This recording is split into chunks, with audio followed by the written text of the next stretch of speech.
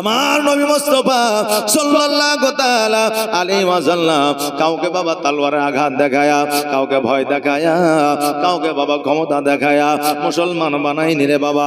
আমার নবীজির আকলাক চরিত্র ব্যবহার দেখে আজকে বেধর্মীকরা মুসলমান হয়েছে। সুবহানাল্লাহ। একজন মায়ের একটা মাত্র সন্তান, তাই সেই মা আপনার স্বামী হারা, ওই মায়ের স্বামী না, বিবাহ করেছে, সেই দিন একটা কাপড় পেয়েছে, কাপড়টা বাবা ছিঁড়ে গেছে, মায়ের শরীরে পোশাক নাই। বাচ্চা 8 বছরের সন্তান, ওই বাচ্চাকে বলল, বাচ্চা রে আজকে আমি বেইজ্জত হয়ে যাব, বাইরে যেতে পারবো না, বাইরে যাওয়ার মতো আমার পরিস্থিতি না। অতএব বাচ্চা, তোমার আব্বা আমাকে বিবাহ করেছিল, সেই দিন একটা কাপড় দিয়েছিল, আর দ্বিতীয় কাপড় দিতে পারে না। তোমার আব্বা ইন্তেকাল করে গেছে, কেউ আমাকে কাপড় দেওয়ার মতো ছিল না। এই কাপড়টা আর কতদিন চলবে? কারণ একটা কাপড় বাবা বেশি দিন চলে না, কাপড়ে পচন ধরে না, ধরে না, ধরে, বেশি দিন বাবা কাপড় চলে না। এই জন্য কাপড়টা পচে গেছে, ছিঁড়ে গেছে, আর দ্বিতীয় কাপড় পরার মতো নয়। আমি কতদিন পর্যন্ত ঘরের মধ্যে থাকবো? রুজি রোজগারের ব্যাপার আছে। ওরে বেটা, তোমাকে আমি বলতেছি, তোমার মায়ের ইজ্জত বাঁচানোর জন্য আজকে তুমি আমাকে একটা কাপড় এনে দাও। ওই বাচ্চা বলে, মা আমি উপার্জন করি না, রোজগার করি না, কার কাছে যাব, কোথায় যাব, কাপড় কোথায় পাবো? বলে তোমার ফুফু আছে, তোমার ফুফুর কাছে চলে যাও। আজকে তোমার চাচা আছে, তোমার চাচাদের কাছে চলে যাও, নিশ্চয় কেউ না কেউ একটা কাপড় দেবে। ওই বাচ্চা ফুফুর কাছে গিয়ে পৌঁছালে, ফুফুর কাছে যাওয়ার পরে বলে, ফুফু যা, আমার মায়ের শরীরে কাপড় না, একটা কাপড় যদি দেন আমি বড় উপকৃত হব। ফুফু আপনার দূর দূর করে দাঁড়ায় দিল, বলে পোশাক তো হবে না, কাপড় হবে না, আজকে তোর বাপ জগতের মধ্যে না, আর তোমার বাপ, তোর বাপ যেহেতু না, তোদের সঙ্গে আমাদের কোনো সম্পর্ক নাই। চাচার কাছে গেল, চাচাও দূর দূর করে দাঁড়ায় দিল, আজকে ওই চাচাও একটা পোশাক দিল না। বাবারে, আজকে বর্তমানে দেখা যায় যে একজন বড় দুশমন একজন ভাই অপর ভাইয়ের জন্য হয়। আপনার আমার ঝামেলা অন্য কারোর সঙ্গে হয় না, কোন পরলোকের সাথে হয় না। যে আজকে আপনি ইসলামপুরের মানুষ, ভগবান গোলাতে গিয়ে আপনার যুদ্ধ করবেন না, কিন্তু দেখবেন যুদ্ধটা হয় ভাই আর ভাই, নাকি বলে, দেখবেন চাচার ভাতিজায়, বাপ আর বেটায়, যে ঝামেলাটা এদের সঙ্গে হয়। তো এরা তো রক্তের সম্পর্ক এদের, এদের মধ্যে ঝামেলা হবে কেন? মহব্বত হবে। আমাদের মনটা কত নিকৃষ্ট যে আমরা নিজের রক্তের সঙ্গে যুদ্ধ লাগিয়ে দিই, নাকি বলেন? সুবহানাল্লাহ। আমাদের মধ্যে প্রতিহিংসাটা বেশি। চাচা বললো, তোর আব্বা যখন জগতের মধ্যে না, আজকে তোদের সঙ্গে আমাদের কোনো সম্পর্ক না, যা যা, আমি তোমাকে পোশাক কাপড় দিতে পারবো না। বাবারে, একজন মায়ের শরীরে যদি কাপড় না থাকে, একজন সন্তান কি সহ্য করতে পারবে? পারবে? আপনার মায়ের যদি শরীরে কাপড় না থাকে, আমার মায়ের শরীরে যদি কাপড় না থাকে, এই বেইজ্জত আমিও পারবো না সহ্য করতে, আপনিও পারবেন না। ওই বাচ্চা রাস্তার ধার দিয়ে কান্না করতে করতে চলে আসছে। একজন যুবক ওই বাচ্চাকে দেখে বলে, বাচ্চারে আজকে তুমি এত অঝর নয়নে কেন কান্না করতেছো? আজকে এত অঝর নয়নে তোমার চোখে কেন পানি আছে? বলো বলো, আমাদের মনে দয়া হয়, মায়া হয়। বাচ্চা যদি আপনার রাস্তার ধারে কান্না করে, দেখবেন ওই বাচ্চাকে আমরা জিজ্ঞাসা করি, কেন কান্না করছো, কেন, কি বিষয়টা কি, বলি কি বলি না? মায়া হয়, দয়া হয়। একজন যুবক বলছে, বাচ্চা তুমি কেন কান্না করো? ওই যুবক বলতেছে, আমি যে কেন কান্না করি এই কথা আপনাকে যদি বলি, আজকে আপনি আমাকে কি একটা কাপড় দিতে পারবে? বলে, আমার মা আজকে ঘরের মধ্যে বসে আছে, আমার মায়ের শরীরে কাপড় না, একটা কাপড় আমার আব্বা কিনে দিয়েছিল, ওই কাপড়টা পচে গিয়েছে, আমার আব্বা জগতের মধ্যে না, ইহ জগৎ ছেড়ে পর জগৎ গমন করেছে। হ্যাঁ যুবক, একটা কাপড় কি আপনি দিতে পারবেন? ওই যুবক বলতেছে, শোনো রে বাচ্চা, আজকে আমি কাপড় দিতে পারবো না, তবে মক্কা নগরে এমন একটা যুবক আছে, সে তোমাকে কাপড় দিতে পারবে। বলে কে?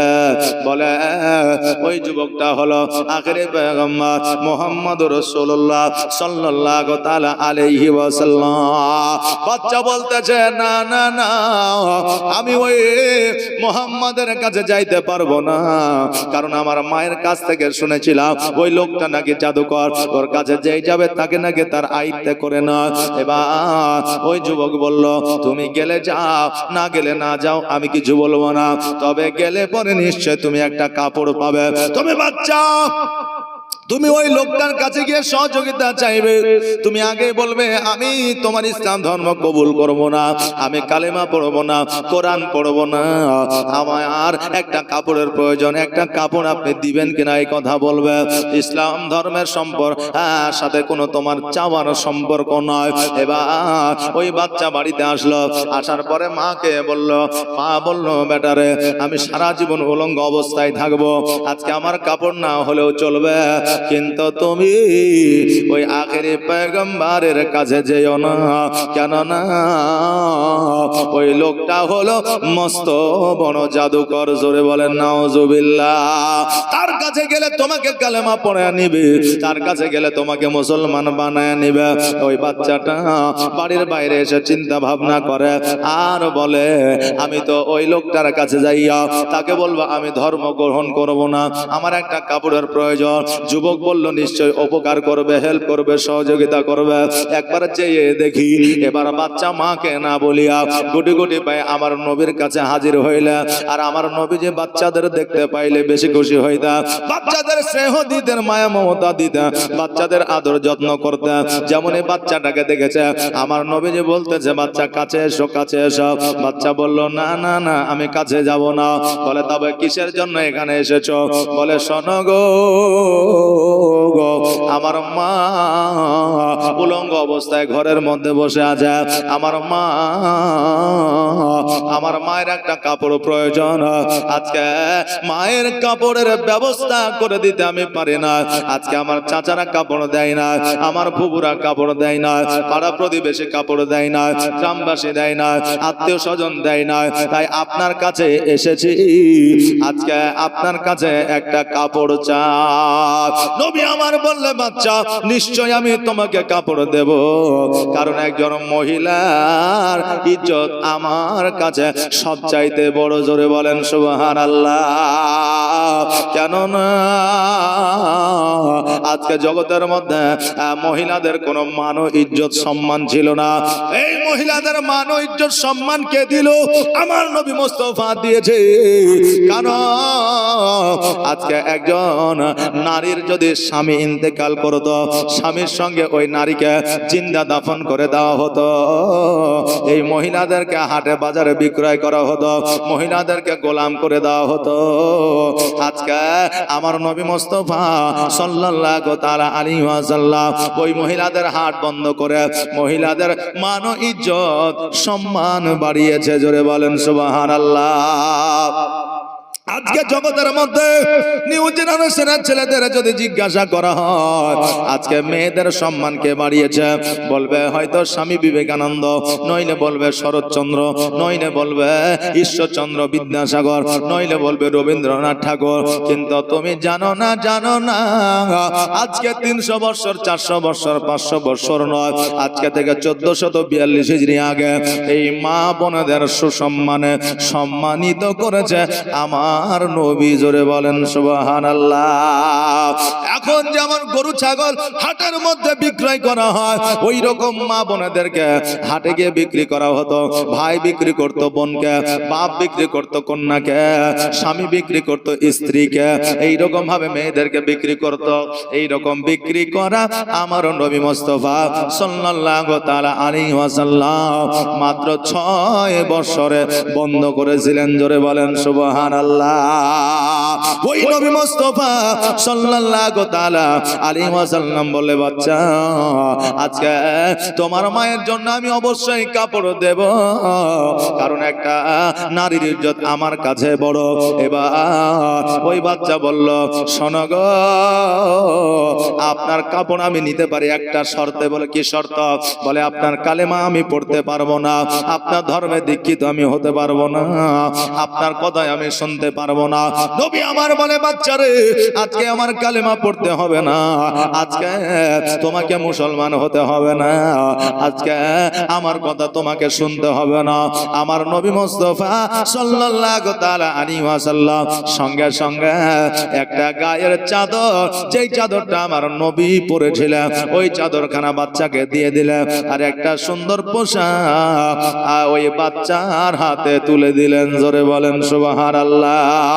ওই পোশাকটা লইয়া যখন বাচ্চা মায়ের কাছে হাজির হইল, বাচ্চাকে জিজ্ঞাসা করে, বাচ্চা শোনো রে, তোমার কাছে টাকা নাই, পয়সা নাই, তোমার চাচা পোশাক দেয় নাই, ফুপু পোশাক দেয় না, আজকে পাড়া প্রতিবেশী গ্রামবাসী পোশাক দেয় না, আজকে পোশাক তুমি কোথা থেকে নিয়ে আসলে? বাচ্চা বলে, মা আজকে যেই লোকটাকে জাদুকর বলতেছিলে, যার কাছে যাইতে বারণ করতেছিলে, আজকে ওই লোকটা এই চাদর পোশাক দিয়েছে। জোরে বলেন সুবহানাল্লাহ। বলে, বাচ্চা তোমাকে কিছু বলছিল? বলে, না গো মা, আমাকে কিছু বলে না, তবে আমি পোশাক নিয়েছি, কিন্তু শর্ত আমি দিয়েছি, আমি কালমা পড়তে পারবো না, আমি তো আপনার কথা শুনবো না, আমি কোন রকম ভাবে আপনার আইতে আমি আসবো না। ওই মা সন্তানকে বুকের মধ্যে জড়ায় ধরে বলে, বেটা রে, এটা বড় ভুল করেছ, অন্যায় করেছ। কেন না আজকে যারা আমার নিজের ছিল, আপন ছিল, যাদের সঙ্গে আত্মীয়তার সম্পর্ক ছিল, তারা একটা পোশাক দেয় না, আমার ইজ্জত বাঁচতে, ইজ্জত বাঁচাতে সহযোগিতা করে না। অতএব শোনো, ওই মুহাম্মদ সাল্লাল্লাহু তাআলা আলাইহি ওয়াসাল্লাম যখন পোশাক দিয়েছে, অতএব এই লোকটা কোনোদিন জাদুকর হতে পারে না। অতএব বাবা শোনো, আজকে আমি গোসল করে পবিত্রতা অর্জন করি, এই পোশাকটা পরিধান করব, আর আমার নবী মুস্তাফা সাল্লাল্লাহু তাআলা আলাইহি ওয়াসাল্লামের কাছে যাইয়া কালেমা তাইয়্যিব পড়ে নিব। জোরে বলেন সুবহানাল্লাহ। সঙ্গে সঙ্গে মা সন্তানকে লইয়া নবী মুস্তাফার কাছে পৌঁছালে, আর আমার নবী মুস্তাফার কাছে পৌঁছানোর পরে আমার নবীজির কাছে ঘুমাছে, আমার নবীজির কালেমা পড়লে, আর কালেমা পড়ার পরে ওই মা ও সন্তান মুসলমান হইয়া গেলেন।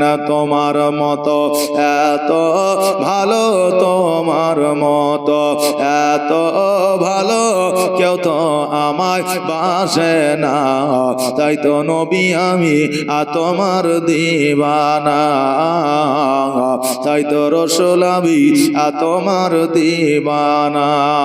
তোমার মতো এত ভালো, তোমার মতো এত ভালো কেউ তো আমায় বাসে না, তাই তো নবী আমি তোমার দিওয়ানা, তাই তো রাসূল আমি তোমার দিওয়ানা।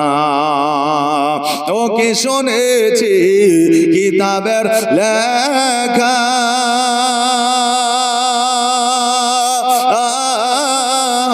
নবী ছাড়াই আমার জীবন ফাঁকা গো।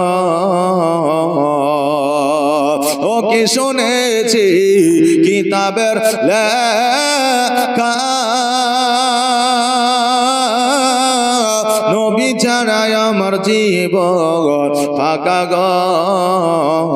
নবীজিকে ভালো না বাসিলে, নবীজিকে ভালো না বাসিলে আল্লাহ পাওয়া যাবে না, তাই তো নবী আমি তোমার দিওয়ানা। তোমার মতো এত ভালো, তোমার মতো এত ভালো কেউ তো আমায় বাসে না, তাই তো নবী আমি তোমার দিওয়ানা, তাই তো রসুল আমি তোমার দিওয়ানা। ও কি শুনেছি কিতাবের লেখা, নবী ছাড়াই আমার জীবন থাকা গো, নবীজিকে ভালো না বাসিলে, নবীজিকে ভালো না বাসিলে আল্লাহ পাওয়া যাবে না, তাই তো নবী আমি তোমার দিওয়ানা, তাই তো রসুল আমি তোমার দিওয়ানা। আল্লাহুম্মা সাল্লি আলা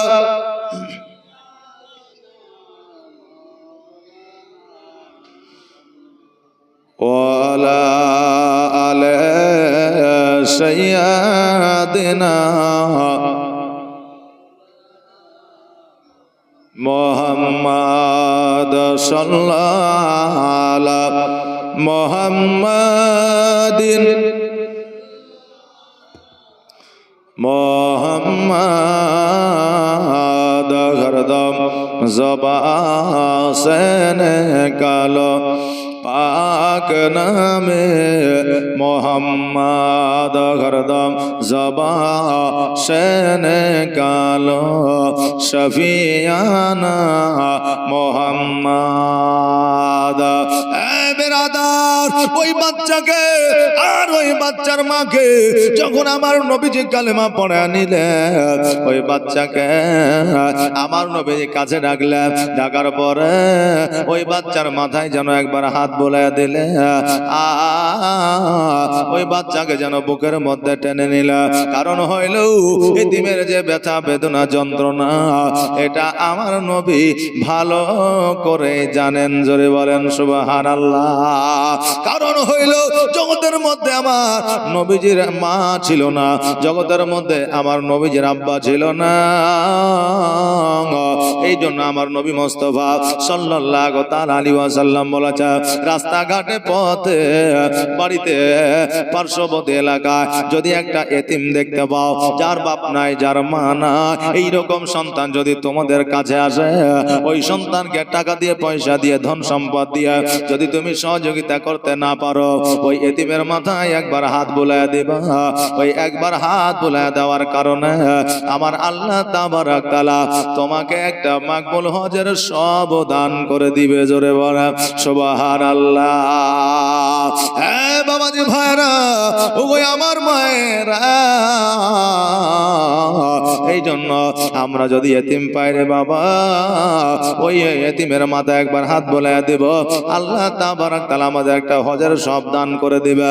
বাবারে, আজকে জগতের মধ্যে আমরা যদি এতিমের মাথায় হাত বুলায় না দিই, আজকে ওই এতিম বাচ্চা যদি ধুলো বালিতে খেলাধুলা করে, আজকে ওই ধুলো বালিগুলো যদি ছেড়ে দেওয়ার মতো কেউ না থাকে, আমার আল্লাহ তাবারক তাআলা বলে আমি ফারিস্তার মাধ্যম দিয়া ওই এতিমের শরীরের ধুলো বালিগুলো ছেড়ে দিই। জোরে বলেন সুবহানাল্লাহ।